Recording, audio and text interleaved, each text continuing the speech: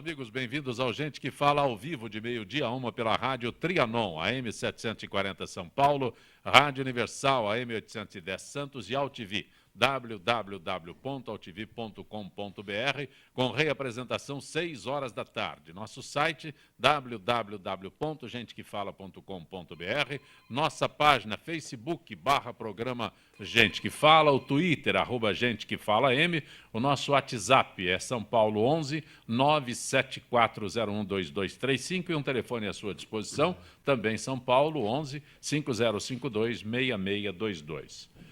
A semana começa especialmente triste para nós, do Gente que Fala, pela perda do nosso grande amigo Rogério Fará.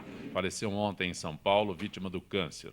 Brilhante advogado, ficou conhecido nacionalmente por elucidar questões jurídicas no programa do Ratinho no SBT.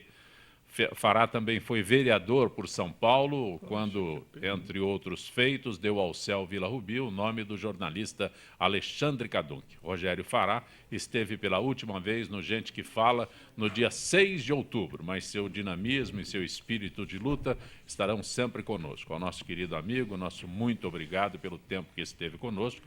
Em sua campanha, ele se tornou conhecido também como o advogado do Ratinho. Esse era o slogan que ele usava. Participando desta edição de Gente que Fala, o procurador de Justiça, Drauzio Barreto, já foi secretário municipal, deputado estadual, presidente da CETESB, doutor Drauzio Barreto. Que bom tê-lo aqui. Muito obrigado, Zancopé. Uma honra sempre estar no programa Gente que Fala e com uma mesa brilhantíssima como a de hoje, com convidados ilustres como sempre. Também conosco o sociólogo Getúlio Hanashiro, foi secretário de governo nas áreas de saúde e dos transportes. Getúlio Hanashiro, grato por ter vindo ao nosso Gente que Fala. Obrigado a você, obrigado ao programa, que é uma satisfação estar realmente aqui entre os companheiros de alto coturno.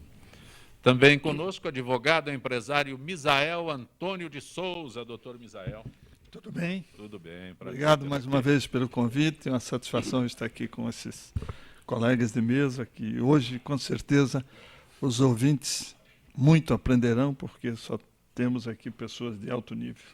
Delegado de Polícia Rubens Rezende. Doutor Rubens. Oi. Bom tê-lo aqui. Muito obrigado pelo convite. É um renovado prazer estar aqui com vocês.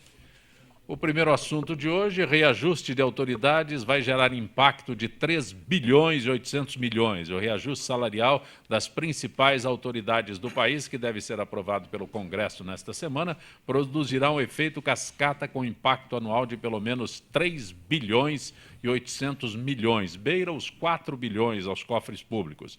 A Constituição vincula salários do Legislativo e do Judiciário ao valor recebido pela cúpula dos poderes. A onda de reajuste começará com os ministros do Supremo Tribunal Federal, que terão esse reajuste de 22%.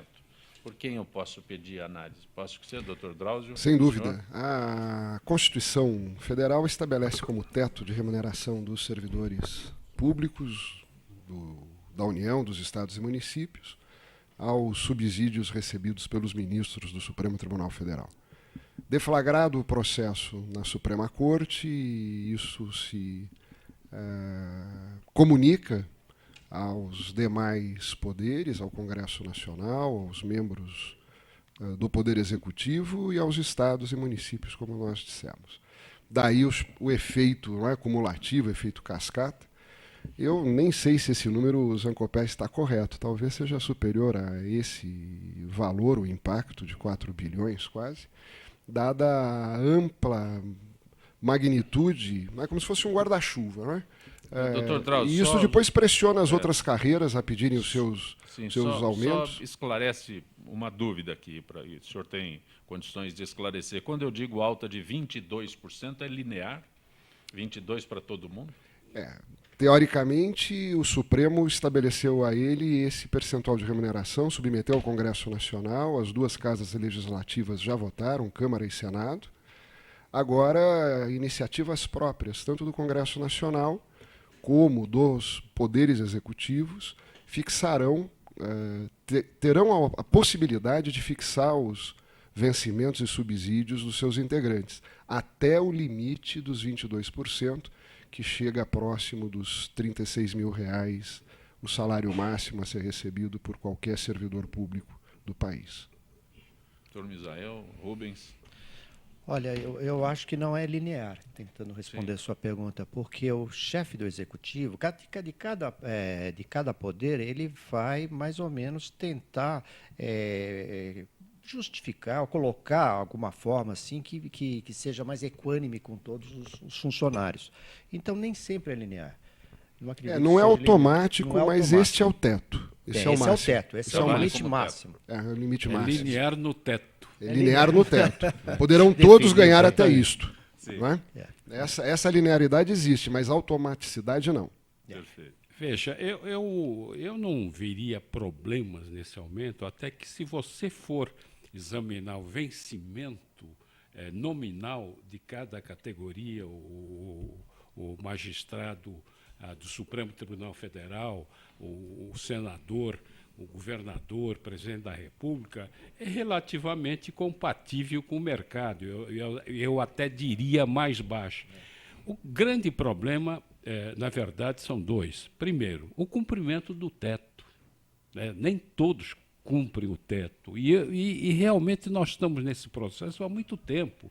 E eu não consigo entender, quer dizer, um leigo em direito não consegue entender se há uma decisão do próprio Supremo no sentido da aplicação do teto, por que não se cumpre, em primeiro lugar. Segundo lugar, são os famosos penduricalhos de tudo. Seja do Congresso Nacional, a Câmara Federal, seja do Senado, seja da Câmara Municipal de São Paulo, da Assembleia Legislativa, onde você tem a chamada verba pessoal, auxílio residência, auxílio tudo. Então, se nós formos somar tudo isso, realmente o vencimento, o salário passa a ser exorbitante. Se examinarmos do ponto de vista nominal, particularizando cada setor, eu acho que é compatível. Mas o grande problema nosso sempre são os penduricalhos. Quer dizer, houve um determinado momento no parlamento em que se apregoava o seguinte: vamos melhorar o salário dos parlamentares, mas vamos acabar com tudo. Isso seria o mais correto, não é? Os penduricalhos de todos os setores, não só do parlamento, mas também de outras esferas. Quer Penduricalho que você fala é verba de representação. Verba de representação, ajuda, auxílio paletó, auxílio não sei das Aluguel. quantas, auxílio aluguel, auxílio da Passagens. casa, passagem, alimentação e a própria contratação de assessores. Quer dizer, você ter uma casa municipal com 18 assessores. Quer dizer, eu fui vereador, quer dizer, eu acho que bastam no máximo 3, mais eventualmente, se tiver motorista, mais do que 5, primeiro que não cabe, segundo é que é exorbitante. No Senado, quantos assessores cada senador tem direito? Quase 30 e poucos. Então, na verdade, não são assessores no sentido de auxiliar na elaboração de leis ou de fiscalizar, mas são, sim, verdadeiros cabos eleitorais que, ao longo de 4, 8 anos, percorrem a cidade, o estado, o país, né, para manter a sua base eleitoral. Quer dizer, eu acho que esse é o grande problema do parlamento ou das nossas instituições. Delegado de polícia, quanto recebe? Eu acho que é pouco. Eu também. Você entendeu? Pela Com atividade, certeza, pela atividade que exerce, mas também está parametrado pelo teto constitucional, enfim, quer dizer. Então, o que nós precisamos olhar com coragem é exatamente dar um bom salário, mas acabar com esses penduricalhos. Aí só colocar um adendo aqui ao que o Getúlio estava falando, o delegado de polícia não tem esses penduricários. Não tem auxílio paletó, não tem auxílio nada. É o salário dele, simplesmente. Alguma coisinha a mais que agora me foge, mas é negócio de periculosidade e só. Só isso. Então, realmente... Pelo menos isso, periculosidade. Periculosidade, Pelo menos isso. Não é? Eu tenho a dizer o seguinte: qualquer salário é pouco para quem ganha. Sim, e muito para quem paga. E muito para quem paga. Então, eu acho esses valores, o salário de um magistrado, por exemplo, é utópico. Ninguém vai largar seus afazeres para ganhar o que ganha um magistrado. É pouquíssimo, nós sabemos disso. Agora, esses penduricalhos que o senhor afirma, isso é que mascara o prejuízo da nação. Agora, a minha pergunta é, e a sociedade recebe em troca um bom serviço destes órgãos? Esse que é o grande problema. É aquela velha história. Finjo que te pago e você finge que trabalha. Então, a sociedade, neste contexto todo, é a mais prejudicada possível. Porque eu acho que o magistrado ou outra carreira dos servidores, todas elas merecem ser bem remuneradas e otimamente bem remuneradas. Mas tem que haver um controle também. Tem repartição, tem servidor que aparece, doutor, e coloca o paletó lá e desaparece. Eu estive a semana passada em Brasília, nesse órgão que chama-se Instituto Chico Mendes. Nós tínhamos salas lá, doutor Drauzio, com 10 mesas. Tinha uma recepcionista que era uma estagiária. E o resto? Não chegou ainda.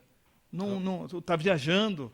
Foi fazer uma consulta. Isso aqui não pode acontecer. Tem que haver um controle melhor. Porque nós temos na Justiça 98 milhões de processos, ou seja, um processo para cada 2 brasileiros. Tem que haver esses mutirões que fizeram recentemente para que isso seja acelerado. O que não pode é o país sofrer essa carga elevada, com o ônus dessa máquina, e não ter o serviço em troca. Isso eu ainda, triste. Só para finalizar a minha intervenção nesse tema, há um defeito histórico de raiz na questão remuneratória das carreiras públicas no Brasil, que é a vinculação de uma carreira com outra. Não é? Então, na medida em que as carreiras ao longo da história... É que existe a ciumeira, né, doutor? Talvez entendendo que uma determinada carreira, vamos imaginar o Supremo, tem um poder maior de pressão sobre o executivo ou o legislativo para melhorar o seu salário, foi todo mundo se amarrando um no outro. Então, quando um vai para frente, puxa todos. E talvez um bom chefe de RH dissesse que este não é um bom modelo de aferir os ganhos aos funcionários, porque hoje em dia, no mundo moderno, exige-se isso que nós estamos falando aqui, não é? Que o Misael disse. Qualidade na prestação do serviço prestado, eficiência por quem presta esse serviço e a justa remuneração pelo trabalho que está sendo feito. O grande problema hoje é esta vinculação. Por isso que, quando aumenta 11 funcionários do Estado, que são 11 ministros, dá 4 bilhões atrás do aumento de 4 ministros, que no subsídio de cada um no vencimento, nada mais é do que 5, 6 mil reais para cada um, cujo impacto seria de 60 mil reais. Né? Os 60 viraram 4 bilhões na conta que foi apresentada. Exatamente. Só lembrando que esse índice para o ministro do Supremo Tribunal Federal, 22%, mas o salário mínimo já está definido entre 6% e 7% no orçamento deste ano. Vamos falar sobre jovens de favela que gravam vídeos em ações policiais. Com verbas da Secretaria Municipal de Cultura, lideranças de várias favelas compraram equipamentos de vídeo e treinaram jovens com a orientação de advogados de ONGs e defensores públicos para realizar filmagens de abusos policiais. O vídeo serve quase sempre como prova de abusos que não deixam marcas, como tapa ou tortura verbal. Muitos, porém, preferem não filmar por não acreditar nas punições. Doutor Rubens, posso começar contigo? Doutor Rubens Rezende. Vamos lá. Primeiro, eu estou achando muito interessante uma verba sair da Secretaria Municipal de Cultura para comprar equipamentos, para treinarem jovens, para que eles possam filmar essas ações policiais. Acho que a origem aí não está sendo muito bem colocada, né?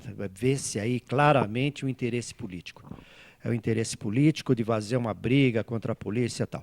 Mas eu acredito que isso aí vai trazer vai ser bom para os dois lados.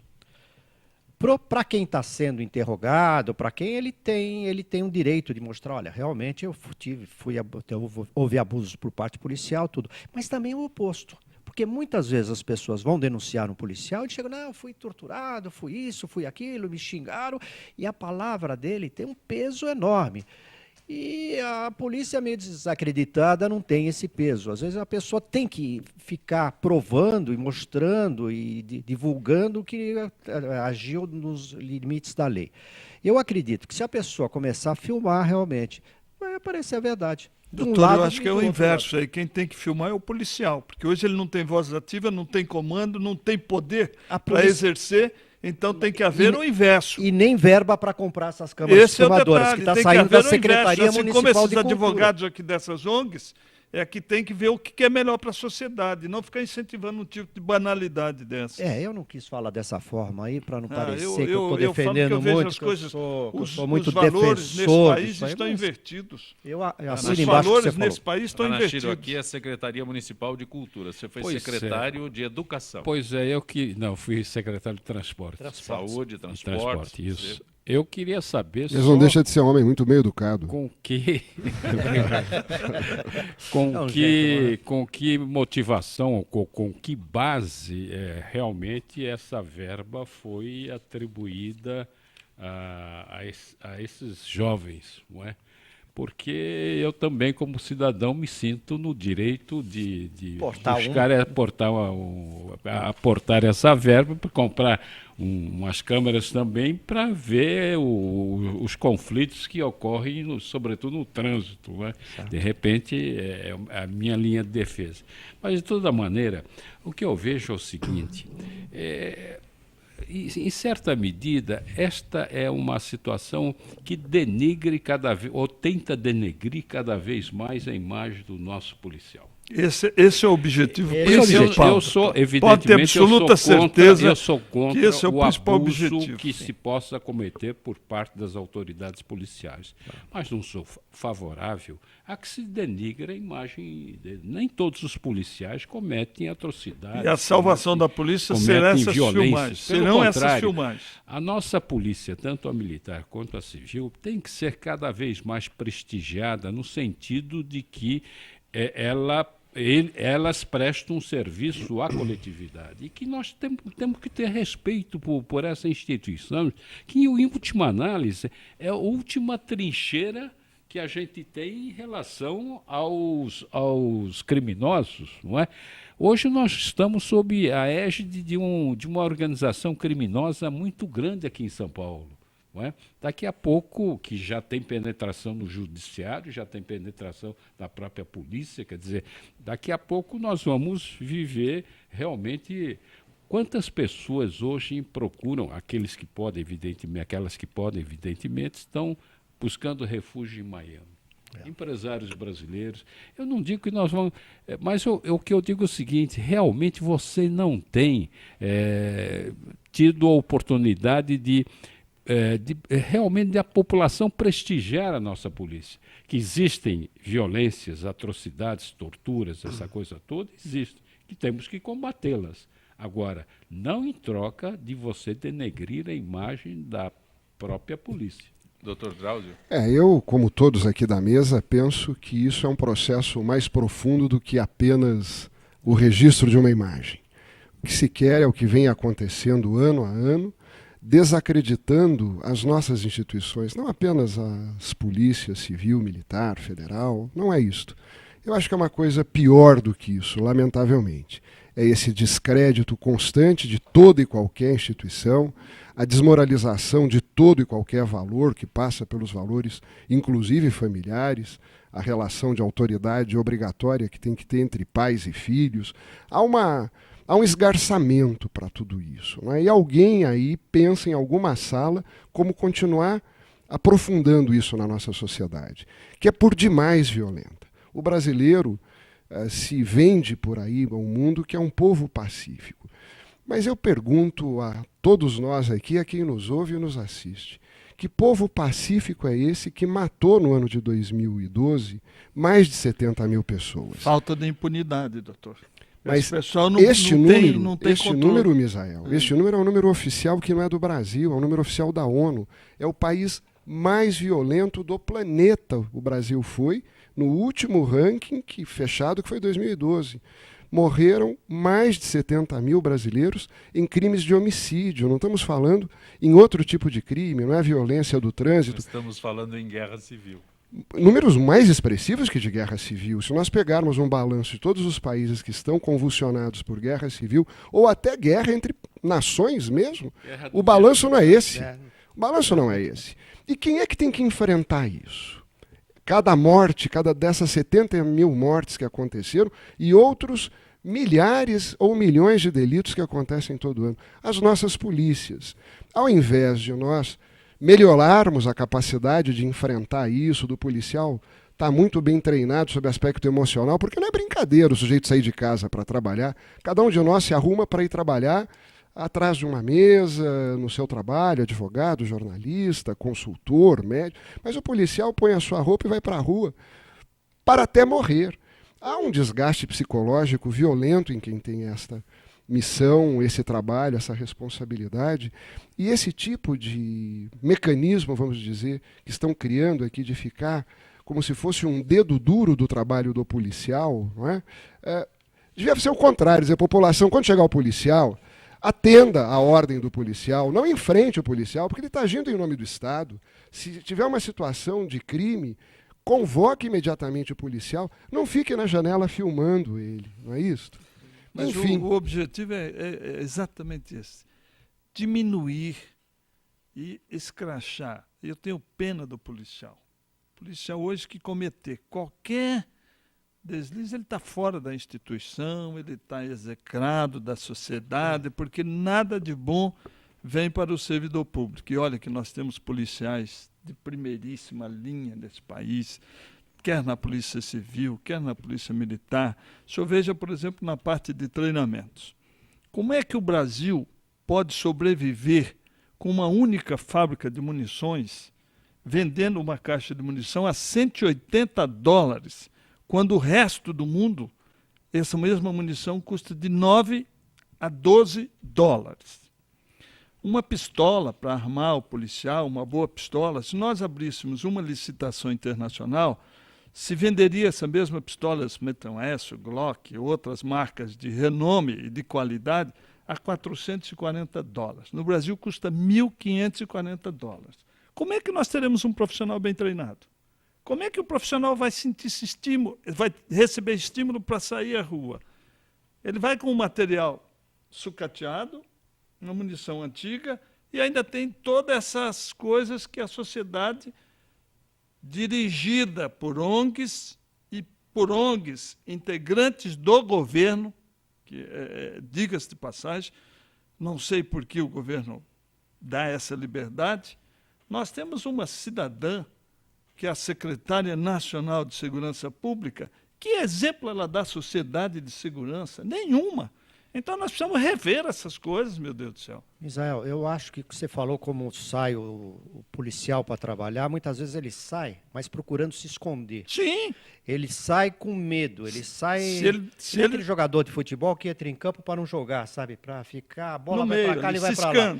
Ciscando mesmo assim. Mas eu gostaria de deixar registrado aqui o que o Drauzio falou, que eu acho importantíssimo isso, que não é só a polícia, o policial em si, que às vezes é desrespeitado, que é desclassificado, são todas as instituições. Parece que é um trabalho para generalizar, para desclassificar as instituições. A autoridade não pode ter e, valor. a partir daí, criar as bases necessárias para uma mudança de regime. Basicamente, eu acho isso aí. Doutor Rubens, veja que nós estamos discutindo, a sociedade está discutindo o assunto do presidiário que está pleiteando aí uma indenização por estar recolhido naquelas condições de miserabilidade. Qual foi o pronunciamento oficial? E, com todo respeito, o seu colega, o nosso colega José Eduardo Cardoso. É o meu governo que tem que sair a campo e criar uma solução para esse problema. Nós temos presídios que toda a população brasileira sabe que estão superlotados. Qual é a alternativa? Nenhuma. Ou seja, esse governo não faz nada no Brasil. Em qualquer segmento, eles relaxaram.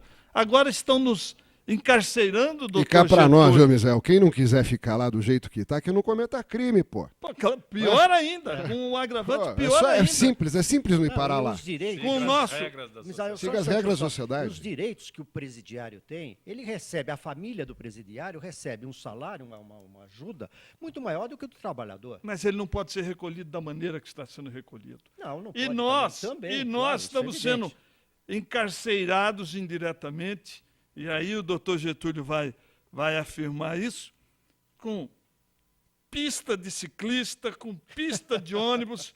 Meu Deus do céu, onde é que nós vamos parar? É melhor, decreta uma lei para não se sair de carro mais. Vamos deixar os carros na garagem. Acabou. A cidade de São Paulo é tão pequena para a gente ir de um ponto ao outro, para se 20 milhões de locomover. habitantes, é Agora grande ficam criticando. Ó, meu caro Misael, Será que o secretário de Transportes Municipal frequenta com relativa assiduidade os metrôs dessa cidade? Meu caro Misael, pelo menos a gente tem uma esperança do seguinte: daqui a alguns meses, talvez um ano, a gente vai ter cadeias melhores. Doutor, Pelo menos com mais Doutor, frequência. Teremos os frequentado por construtores pessoas. por ali. Né? Eu preciso ir para Porque o nós intervalo. vamos ser bons construtores, esperamos. construindo as novas cadeias. Suas públicas próprias do Brasil. cadeias. Esperamos né? por Eu isso. preciso ir para o intervalo, só tem um detalhe, né? Comprou equipamento de vídeo com o que Pensei que existe você de fosse celular. dizer, eu preciso ir a essa nova cadeia pública. Não, com o que existe hoje de equipamento de celular, né? Fornecer equipamento de vídeo. E o governo não Você- assume nada. Isso Você é está acompanhando lamentável. gente que fala pela Rádio Trianon, AM 740 São Paulo, Rádio Universal AM 810 Santos e AltV, www.altv.com.br. Retornaremos em instantes.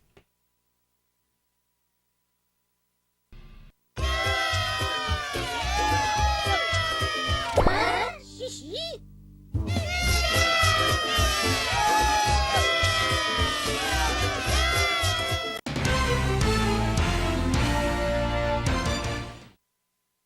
Tudo tem a ver com alguma coisa. De onde vem a água que a gente bebe? Da torneira. Ih, nada a ver. Vem dos rios que nascem da mata. Sabia que a gente só respira por causa das árvores? A árvore respira? Respira. A árvore respira. E o que você tem a ver com isso? Meu ar. Minha água. Minha árvore. Meu ambiente. Mata Atlântica! SOS Mata Atlântica. Mais 25 anos.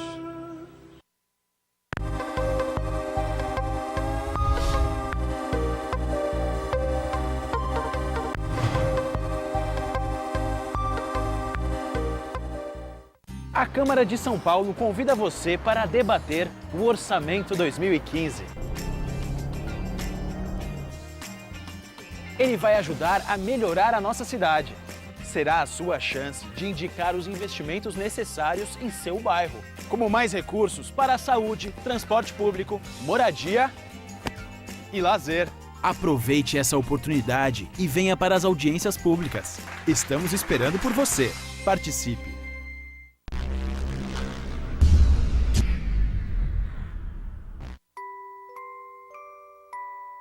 As nossas recordações são os nossos maiores tesouros. Carregamos durante toda a nossa vida. Manipular, distorcer ou implantar falsas memórias, além de ser uma violência, é crime. Somos responsáveis por esse tesouro. Não promova alienação parental.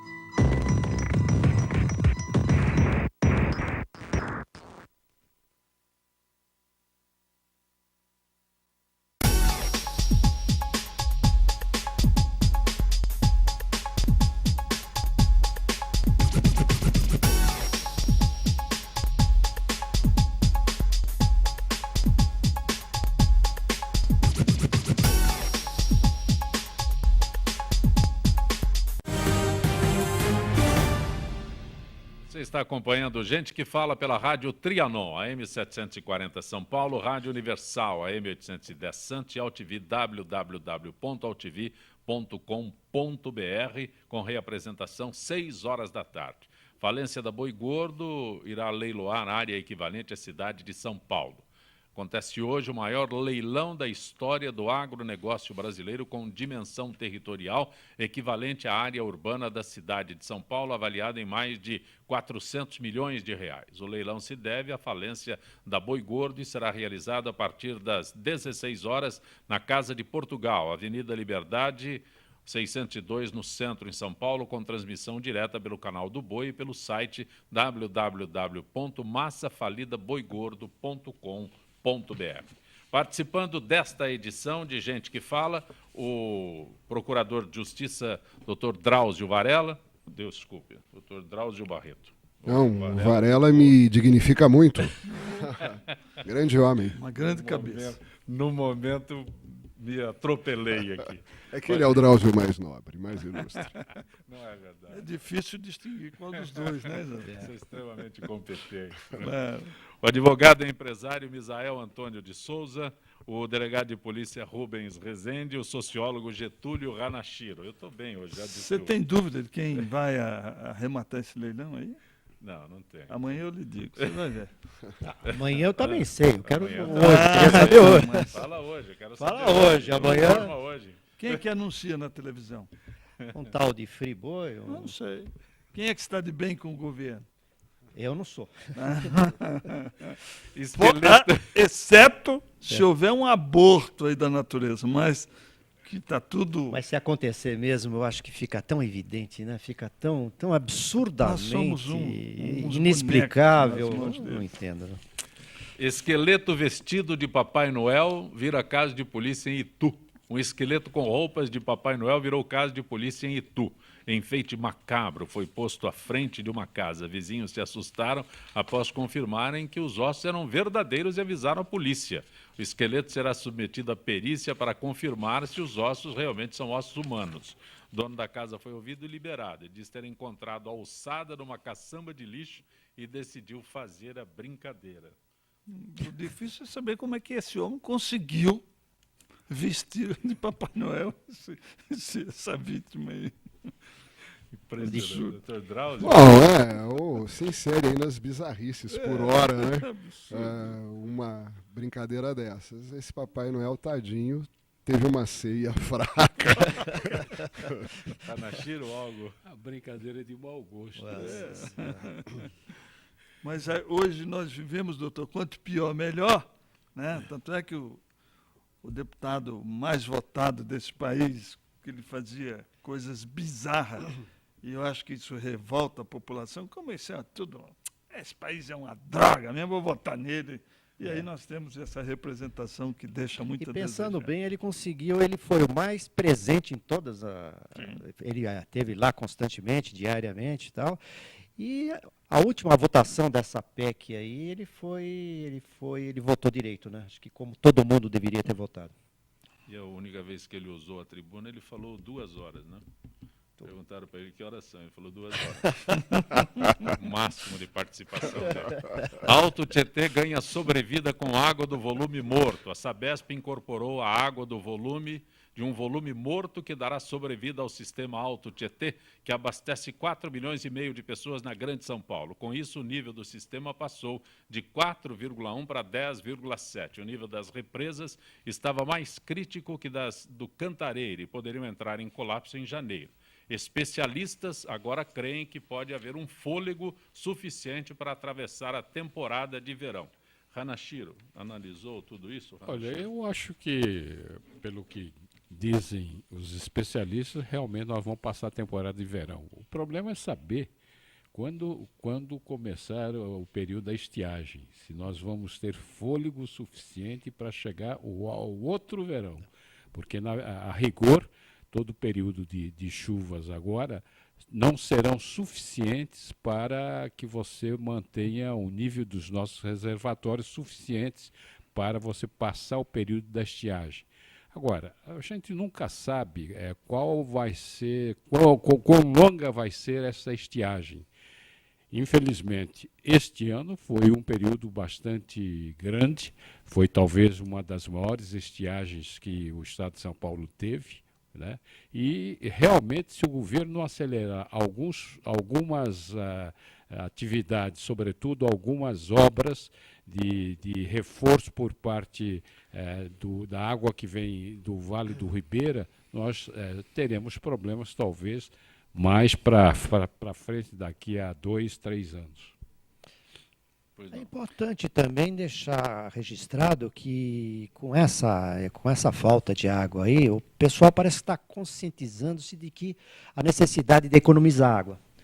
E que é um absurdo também, você vê lavando calçados, lavando carro, tal. Isso aí vai diminuir o uso. Consciência. Se você ainda tem visto, não tem tanta consciência. Não são todos, é verdade, mas precisa fazer um trabalho de educação dessa população para que se comece a economizar água. Assim. Não vai haver nenhum problema com relação ao abastecimento de água. E nós vamos nos adaptando a tudo isso. Por que essa afirmativa? Porque nós nordestinos vivemos desde o tempo imperial sem água e vivemos bem. Entende? Não chegou o dia ainda do caminhão chegar na tua porta e colocar lá o caminhão-pipa, colocar água. Então, temos água aí por muito tempo. E São Paulo, queiramos ou não, ainda tem seriedade. Ainda somos profissionais. Ainda temos alguém que vislumbra alguma coisa correta nesse país. Então, não vai haver nenhum problema. Agora eles estão construindo aqui no município de Ibiúna uma outra adutora para ligar com Cotia. Ibiúna chove todos os dias, toda hora, chove ali. Então vai haver mais esse abastecimento e São Paulo jamais será atingido. Isso aí foi um probleminha que houve para valorizar um pouco Ribeira também. do Pombal tem água assim? Tem o caminhão-pipa? Tem, o caminhão-pipa tem. Nossa, então nós vamos perfurar os poços artesianos nesta cidade. Nós temos aqui o melhor aquífero do mundo. Então, São Paulo pode ficar tranquilo que não vai haver problema. Claro que o governo tem que soltar, aí uma nota para que o povo realmente não cometa. Doutor Drauzio, juridicamente, o governo do Estado dá desconto para quem consome. Ele poderia aplicar multa para quem consome em demasia? Teria que haver uma discussão intensa sobre isso, não é? Ou algum dispositivo legal específico que desse esta tranquilidade jurídica e legal. Mas o desconto é permitido? O desconto é permitido porque quem nos cobra, não é? Ele pode estabelecer uma regra favorável àquele que está consumindo menos. A punição exigiria uma outra decisão. Um outro regramento legal, porque sob todos os aspectos, todos nós temos liberdade para fazer o que entendemos adequado nas nossas casas, gastar mais energia, deixar a água pingando da torneira. Seria uma estupidez, uma burrice sem tamanho um cidadão viver dessa maneira. Mas eu não tenho mecanismo para dizer para ele, apague a luz da sua casa, se eu não apagar você vai ser multado. Ele já está sendo penalizado numa conta maior, porque a tarifa é crescente na medida em que você consome mais. Porém, eu fico muito feliz de ouvir a fala aqui do Misael, porque lá em casa nós estamos naquele processo de economia total, né? Aconselho o senhor a mudar para o meu prédio. Eu sou síndico do meu prédio. O que eu fiz? Conclamei os meus condôminos, vamos perfurar um poço? Perfuramos, temos lá 8.400 litros por hora. Então, maravilha, vocês já caro, só uma saíram por aí. Sim, pois não. Custou muito caro isso aí? Deu para comer? Olha, custa um pouco caro devido à realidade e à burocracia. Para você ter uma ideia, a concessão levou 2 anos e 2 meses. E custou R$60 mil. Mais R$60 mil que o senhor vai, no custo-benefício, com 2 anos e meio, 3 anos, o senhor recupera o investimento. Bom, além de nós esperarmos, né, o São Pedro aí com a carga de água necessária, como disse o Getúlio Hanashiro, para recuperar os nossos mananciais, que não será, infelizmente, num único período de águas, eu imagino que a Sabesp, especialmente, mas também as outras empresas municipais aí de serviço de água e esgoto, tenham que planejar adequadamente a produção de água versus o consumo de água. Nesse ano aqui, a gente leu muita coisa, ouviu muito especialista falar sobre isso, não é? Visto o que nós estamos vivenciando. E há que ter um planejamento mais a longo prazo. Não é? O consumo de água na região metropolitana aumentou muito. Desculpe, mas o senhor está falando uma palavra difícil deles entender: planejamento. Né? Será que eles sabem o que é isso? O Drauzio não está muito fora do contexto. Veja, eu fui secretário de Estado dos Negócios Metropolitanos em 1987. E em Plaza ficava subordinada à minha secretaria. Muito bem. Já naquela época, havia uns estudos acerca de você buscar água do Vale do Ribeira, se não me engano, em 2015, 2020, porque os técnicos já tinham feito uma avaliação de que realmente os nossos mananciais daquela época não seriam suficientes para atender toda a demanda da população. Da região metropolitana. São Paulo é muito pobre de água, né? A cidade de São Paulo é muito pobre de água. E que potencial nós temos no Vale do Ribeira. Pois é, então, esse planejamento ficava até admirado, porque, na verdade, nós tínhamos que trazer água a 200 quilômetros, subir 750 metros, não é? E para trazer para São Paulo. Eu falei, qual vai ser o custo dessa água? Hoje é irrisório em relação a tudo aquilo que nós estamos atravessando. O senhor viu como temos solução para São Paulo? Temos. O senhor poderia me responder só um minutinho? Outra pergunta. Há quantos anos foi planejada a execução e a realização do anel viário em São Paulo, do Rodoanel? Pois é, depois de quase um século, eu diria, nós estamos finalizando. Esse pessoal brinca conosco, cara. Dr. Drauzio, algo Não, é isso. Eu acho que necessitamos mesmo da consciência de todos nós de que a água é um bem finito, diferente daquilo que na minha época de escola era o exemplo de bem infinito, era a água. Um aspecto vital para a sociedade, a conservação da água. Mas também precisamos de bons gestores públicos. O senhor colocou um ponto que ninguém leva em atenção. A cidade de São Paulo é pobre em recursos hídricos, vamos dizer assim. Isso mesmo. Recursos hídricos. E o crescimento dessa cidade? Não, mas independente do crescimento, você tem que ter um planejamento, como já foi dito, né, para suprir essas necessidades. Agora, a cidade de São Paulo, ela é pobre em recursos hídricos. Ainda que o rio Tietê passe aqui dentro, né, ela é muito pobre na captação desses recursos. Verdade. Então, esse planejamento é obrigatório. Eu acho que o que vem acontecendo está chamando por demais a atenção de todos, população e autoridades envolvidas com essa responsabilidade. Haverá, num certo tempo aí, infelizmente nunca será curto, porque não dá para ter ações como esta que o Getúlio Hanashiro está falando, de um mês a outro, de um ano a outro, mas é substantivo que haja um planejamento real e que se cumpra esse planejamento para melhorar a produção de água para a população da região metropolitana. É só quem vem de Ribeira do Pombal que sabe como é. Como é? O carro pipa na porta. Claro. Né? E a fila? E a fila que você tem que acordar 2, 3 horas da manhã, porque o carro chega às 5, 6 horas da manhã. Então serão... E com os baldes, as latas. As latas, o velhinho, a tia, a criança, porque todo mundo tem que pegar uma lata para levar para casa. Zé, me desculpe a minha ignorância geográfica aí, mas aonde fica a progressista ensolarada Ribeira do Pombal? Opa, doutor, eu diria para o senhor que é o melhor lugar do mundo. Fica entre Paulo Afonso e Feira de Santana. Fica bem ao meio. Estado do... Bahia. Na Bahia. 180 quilômetros para a feira e 170 quilômetros para Paulo Afonso. Água de coco à vontade. Feira e Paulo Afonso. Não, a água de coco até que não, que o coco está mais no litoral. Feira está mais no de entroncamento de Jeremoabo. Passando um pouquinho você chega lá. Ribeira do Pombal, Feira aí. Qual é a outra cidade? Feira e Paulo Afonso. Ficam na grande Ribeira do Pombal. E que cruza com Jeremoabo, viu, doutor? Tem um registro aqui. Taxista recebe multa em cruzamento que não existe. Um taxista tomou multa em um cruzamento que não existe no Tatuapé. A notificação diz que ele trafegava na faixa exclusiva para ônibus no cruzamento da rua Tuiuti e da Avenida Salim Paramaluf, que são paralelas. O motorista recorreu, mas a CT manteve a multa. O caso só será Aliás, o caso foi revisto devido à reportagem da TV Globo, mas a CET afirma que ele precisa aguardar a análise do recurso, que deve demorar mais ou menos um mês. Ô, burocracia que atormenta e atazana a todos nós, não é? Que coisa, que coisa. Não há comentário adequado por um registro desse, não é? Aguardar a análise do recurso, ora, meu Deus do céu. Não é? É só pegar o mapa e ver, né? Não tem jeito. Mas já tem ciência de que o cruzamento não existe. Né? Não tem que agora apareceu na tela aí o mapa da cidade, as duas ruas paralelas. O taxista existe. Ah, bom. A placa também.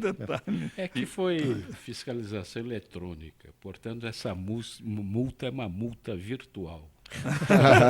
Muito bem. Fiscalização eletrônica, Getúlio, na esquina, que não existe, né? É virtual, realmente. É tudo virtual, né? É virtual. É virtual, realmente. Você está conosco no Gente que Fala. Hoje, o Procurador de Justiça, doutor Drauzio Barreto, advogado Misael Antônio de Souza, delegado de polícia Rubens Rezende, aposentado, e o sociólogo Getúlio Hanashiro. Cícero Duarte para Rubens e também o doutor Drauzio. As universidades de economia no Brasil estão em crise financeira e educacional. Partindo do caso das Santas Casas, Petrobras, entre outras empresas, estaria em crise realmente? As faculdades de economia? Sim. Bem, eu francamente não sei dizer. Eu não sei se são as faculdades que ele está se referindo ou se a profissão de economista que está em crise, não sei. Não sei dizer. A questão da Santa Casa e da Petrobras é assim sobre todos os aspectos. São distintos. Não tem ligação, talvez quisesse dizer, do desperdício, né? O nosso ilustre Cícero, do desperdício de recursos importantes, ao invés de estar sendo aplicados adequadamente na educação, seja na Faculdade de Economia ou qualquer outra instituição de ensino. Todos nós temos um sentimento, uma percepção dramática do que está acontecendo na Petrobras, assusta a todos, né? A cada capítulo escrito e revelado ficamos mais perplexos com a desfaçatez, com a falta de freio moral, ou seja, não é nem falta de freio, a ausência completa de moralidade que imperou em determinadas áreas daquela empresa. E a Santa Casa, agora revelado pelo secretário de Saúde, Dr. Davi Uip, a auditoria feita na Santa Casa, fazendo um contraponto efetivo e com documentos, através de uma auditoria, de que a situação da Santa Casa passa não só por uma crise de atendimento, mas por uma crise de gestão profunda, não é? Onde medicamentos eram comprados por valores superiores ao de mercado, onde contratos de prestação de serviço eram remunerados diferente daquilo que estava escrito. E essa é uma doença que não tem cura, né? Pois é, inacreditável, né? Inacreditável. Então, Cícero, sou solidário com os economistas e as escolas de economia e aguardamos que essas mazelas, esses atos, né, de deslealdade com o povo brasileiro seja efetivamente aplicado com rigor e que tente inibir no futuro quem pensa em fazer coisas desse tipo, né? A gente vê com clareza que o que está faltando mesmo é um problema ético, né? Está faltando ética, está faltando que as pessoas tenham um pouco pense um pouco no todo, porque é impossível gastar-se tanto num lugar e faltar no outro que é tão importante quanto a Santa Casa. Não há o que acrescentar o que o Drauzio disse. Hanashiro, Heitor da Santa Cecília, se algum gênio resolver implodir o Minhocão, quais poderão ser as consequências para o sistema viário leste-oeste em nossa cidade? Eu acho que o Heitor já deve ter passado por essa experiência. Basta você ter um acidente, né, no Minhocão para ver como a cidade se trava. Eu vejo que realmente nós estamos polarizando essa questão sem antes ter resolvido alguns problemas básicos em São Paulo. Antes de falar em implodir o Minhocão, vamos fazer uma ligação metroviária, vamos fazer uma ligação subterrânea que ligue a região leste-oeste. Não é? Se você vai implodir sem criar novas alternativas, o que você está criando para a cidade toda? Está gerando novos conflitos, novos problemas. Ora, não dá para imaginar que cerca de 5 milhões de pessoas nessa cidade sejam idiotas de querer andar de carro num trânsito cada vez mais complicado. Quer dizer, todos nós tentamos buscar uma solução. Agora, não dá para obrigar também as pessoas a saírem de carros com 70 quilômetros de metrô, uma metrópole de 11 milhões de habitantes. Não dá para você obrigar o indivíduo a andar de bicicleta quando ele tem 70 anos de idade. Não dá para você obrigar o usuário do carro a sofrer as consequências da implantação de uma ciclofaixa ou ciclovia ou faixa exclusiva de ônibus mal projetada. Quer dizer, a cidade é de todos. Nós temos que ter um pacto no sentido de distribuir melhor o espaço para todo mundo. Não é apenas para aqueles que usam carro, não é apenas para aqueles que usam ônibus, mas é para todos. O comerciante tem também seu direito de ter pelo menos um certo benefício de ter estado lá durante 30 anos. Ele não pode, de um dia para outro, ver todo o seu negócio ser jogado no lixo por uma decisão unilateral de uma autoridade de trânsito. Isso não pode ser, isso tem que ser discutido, tem que ser melhor planejado. Então, antes de falarmos em demolir o Minhocão, vamos falar em como nós vamos viabilizar a nova ligação leste-oeste. Como vamos transportar esse pessoal? Como vamos transferir? Vamos transferir para o metrô, vamos transferir para uma nova via subterrânea, etc. Quer dizer, depois sim, olha, agora nós temos alternativas, aliviamos o trânsito, melhoramos as condições ambientais do entorno, agora vamos derrubar o Minhocão. Mas você derruba a ponte antes de atravessá-la? Doutor Rubens, desde Tucuruvi, até igrejas estão sofrendo arrastões. O que a Polícia Paulista pode e deve fazer para nos dar mais segurança pública preventiva? Desde a polícia tem tentado dar essa segurança preventiva. Ela tem que estar mais presente, tem que estar mais ativa, tem que estar mais nos locais, porque o meliante ele não vai escolher se é uma igreja, para ele não interessa se é uma igreja, se é uma escola, se é uma casa de repouso. Ele está pensando naquilo que ele vai poder subtrair e usar depois, principalmente trocar por drogas. Eu acho que a polícia tem que ser mais presente mesmo, mas para isso é uma necessidade de um investimento maior, mais gente na rua, tirar um pouco as pessoas que estão na parte burocrática, que pega quase 1/3 da polícia, essa parte, eu não sei direito o número, estou chutando aqui, mas é um número grande. Uma parte grande fica nessa parte burocrática e não no efetivo, objetivo da polícia, que é estar presente na rua para dar exatamente a segurança aos transeuntes e afugentar essas pessoas que fazem o arrastão. Doutor Drauzio Barreto, o senhor tem 1 minuto para responder a Tânia. O que pode ocorrer com algum promotor do Ministério Público que alega que se arquivou em lugar errado um processo enviado pelo Judiciário da Suíça? Bem, existem os órgãos internos de aferição de competência, qualidade do trabalho e desvios de função, não é? Que são as corregedorias.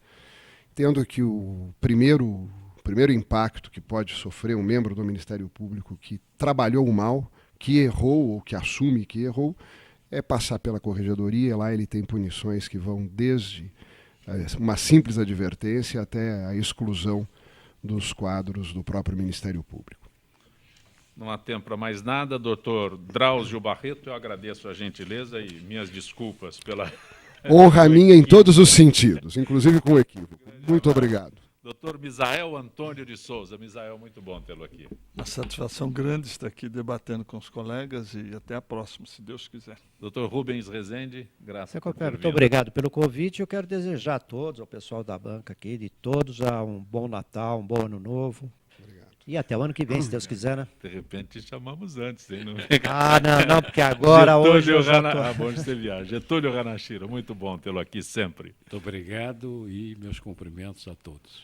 Gente que fala tem na direção geral o jornalista Fausto Camunha, diretora de produção Zenilda Salvato, redação Rayala Brandão, Pedro Schiavon, na pauta José Carlos Sicarelli, produção cultural Ricardo Godoy, na rádio Trianon, Neildo Neres, Cléo Rodrigues, Benê, na direção da UTV Alberto Luquete, na técnica James Eduardo, Iago Matsumoto, Célio Teixeira, Arthur Endler. Estaremos de volta amanhã, meio-dia. Sequência Trianon com Marcos Calazans. Grato.